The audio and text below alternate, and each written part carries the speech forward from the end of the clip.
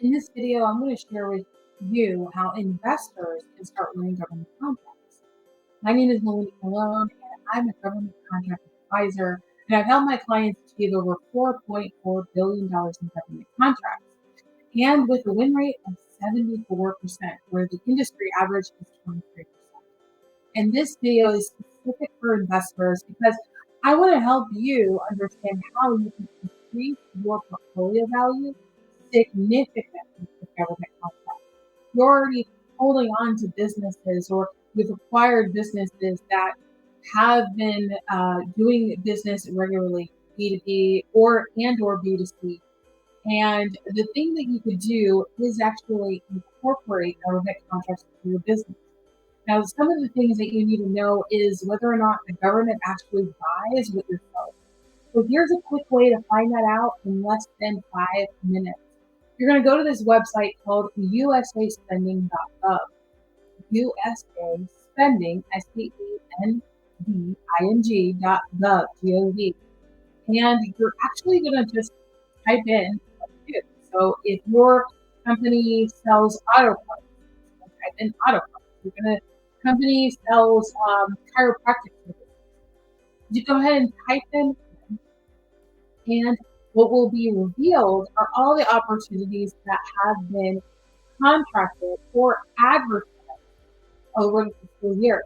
You can narrow this down, and I recommend to look at the last 3 to 5 years and see the common trends of firms and see who's winning them.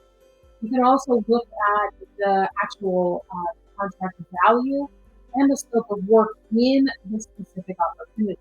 So if you're bidding product, you can see how much was for this specific product, so that you can kind of get a per item cost. If it's a service, it'll basically be the same thing, but it'll be documented more in hourly or overall project cost. If it's like a one-time service, like coaching, consulting, or programming. This is a very valuable asset for your business because it's very lucrative. It's lucrative, it's consistent revenue for your businesses to really leverage this opportunity, right? It doesn't have to be something that they're eventually going to get 6 to 8 months from now, but they can actually start positioning themselves to win government contracts at the state, local, and government level. Now, when I say state and local, let me explain what that means. State is, here in the United States, there are 51 states. So state of Florida, state of Maryland, state of California, state of Michigan. These are states, and they have opportunities for contractors or businesses to do business with them. The local sector is actually for cities and counties, provinces, towns that are within the states. And they have their own allocated budgets for specific projects like recreation facilities or sidewalks or different events, local events. These are all allocated, set aside budgets that are predetermined way before you even see the contract.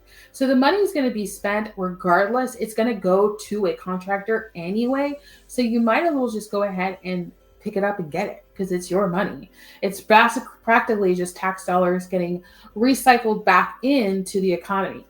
Now, at the federal level, if you go to sam.gov, you'll see this information and it'll be mirrored on usaspending.gov. But this way, you can actually see what's active currently and who is bidding on these opportunities. There's a ton of procurement websites where they will actually funnel this information and automate it for you. And I highly recommend looking at one so that you can just start to look at different opportunities if you are planning to do government contracts. This is an easy play for you to leverage your portfolio, grow your portfolio exponentially. Now, if you're in commercial real estate or even residential real estate, I also recommend doing government contracts because the government actually leases properties in both sectors. So in the commercial real estate, they're looking at office buildings, warehouses, different asset classes. I mean, across the board. And also for multifamily under the residential sector, there are different programs where they're establishing housing for not only employees and contractors, but then also for residents, like actual community people, community members in your state or your province. Now, a question that commonly comes up is, do am I limited to contracts that are in my state? And the answer is absolutely no. You are not limited to opportunities in your state. You can get registered in other states and other provinces, local and state. Federal, you can apply, you can basically just bid for just about anything in the federal side. Local and state, you want to register for those local and state entities so that you can get access to bidding those opportunities. Now, I recommend different strategies for different types of investors.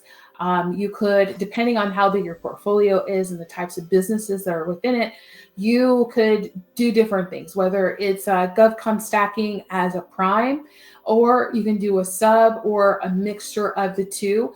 If you do have like a facility management company or a company that actually does sub out work currently, you can leverage middlemen services, middlemen contracting and prime contracting to deliver those services to the government. So I hope that this video really helped you kind of get clarity as to what you can do in government contracting as an investor and how you can get started today. So the first step is to make sure that it's something that the government is actually spending money on. The second step is to actually start finding opportunities within the scope of work that you could provide. And the third step is to start bidding. If you need help with that process, you can go ahead and click the link down below to register for our upcoming GovCon Millions Masterclass. This is for 7 to 9 figure business owners and beyond who are looking to add a revenue stream to their existing business and really just take their business to the moon. So I hope to see you there, and I hope this video was really helpful for you.